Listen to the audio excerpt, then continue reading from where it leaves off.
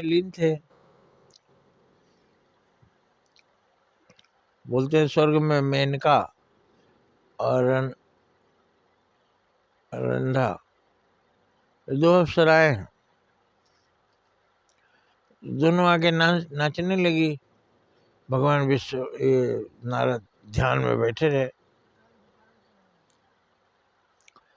तो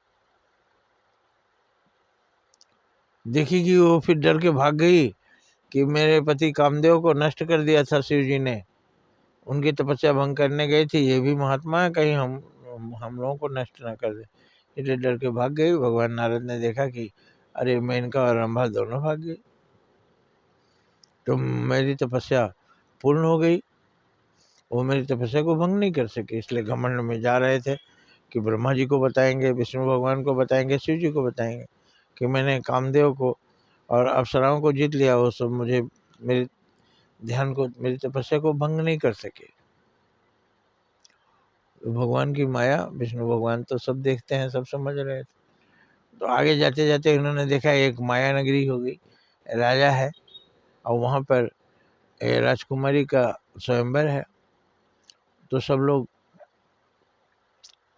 बड़े देश देश के राजा लोग आए हैं, जिसको पसंद करेगी राजकुमारी वरमाला डालेगी। तो ये चले गए सीधे विष्णु भगवान के पास।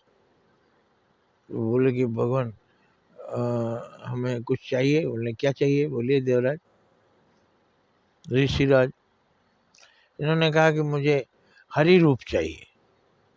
ये सोचे कि इतना सुंदर मैं हो जाऊं कि वो देखते ही मेरे गले में जयमाला डाल देगी, उसे ब्याह कर मैं ले जाऊंगा।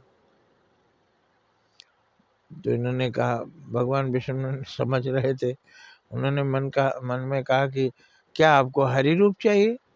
उन्होंने कहा हाँ मुझे हरि रूप चाहिए। हरि माने बंदर भी होता है, बस इनका मुंह बंदर का हो गया। जाके जहाँ राजकुमारी जा रही थी आगे जाके बैठ गए कुर्सी पर। वहां पर इनको देख के वो आगे बढ़ गई, फिर वो थोड़ा और आगे जाके बैठ गए। बार बार इधर उधर बंदर की तरह कूद रहे थे कि जयमाला जल्दी डाले और राजकुमारी को हम ले जाए। कोई हंस दिया। बोले क्यों हंस रहे हो? बोले अपना चेहरा आईने में देख लीजिए, तब ना पता चलेगा जयमाला आपके गले में क्यों नहीं पड़ रहा है राजकुमारी का। इन्होंने जाके पानी में झांका, देखा बंदर का चेहरा। गुस्से में भगवान के पास पहुंचे और बोले आपने मुझे धोखा दिया, तो मैं आपको श्राप दे रहा हूँ कि त्रेता में जब आप जन्म लेंगे तो बंदर ही आपकी सहायता करेगा। ऐसी कहावत है और होता भी है, जैसी करनी वैसी भरनी।